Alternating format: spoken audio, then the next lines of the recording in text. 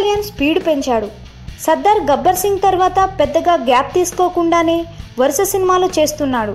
సర్దార్ తర్వాత పవన్ కళ్యాణ్ ఎస్జే సూర్య దర్శకత్వంలో నటిస్తున్న సినిమా షూటింగ్ స్టార్ట్ అయింది. ఈ సినిమాలో పవన్ సరసన హీరోయిన్ గా శృతి హాసన్ నటిస్తుంది. ఇక ఈ సినిమాలో పవన్ ఫ్యాక్షన్ లీడర్ గా కనిపిస్తున్నాడట. ఫ్యాక్షన్ లీడర్ ప్రేమ కథ ఎలా ఉంటుంది అనే ఈ సినిమా మెయిన్ స్టోరీ లైన్ గా తెలుస్తుంది.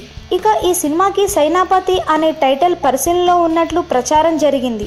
ఇప్పుడు ఆ టైటిల్ పక్కన పెట్టినట్లు ఇండస్ట్రీలో వార్తలు వినిపిస్తున్నాయి. ఈ సినిమా నిర్మాత శరత్ మరార్ ఇటీవలే కడప కింగ్ అనే టైటిల్ రిజిస్టర్ చేయించాడని పరిశ్రమలో వార్తలు వినిపిస్తున్నాయి. ఈ సినిమా అయితే పక్కా మాస్గా ఉండటంతో పాటు పవన్ కు కరెక్ట్ గా సెట్ అవుతుందని దర్శక నిర్మాతలు భావిస్తున్నారట. ఇక అనూప్ రూబెన్ సంగీతం అందిస్తున్న ఈ సినిమాను ఈ ఏడాది చివర్లో లేదా వచ్చే ఏడాది సంక్రాంతికి రిలీజ్ చేసేందుకు సన్నాహాలు చేస్తున్నారు.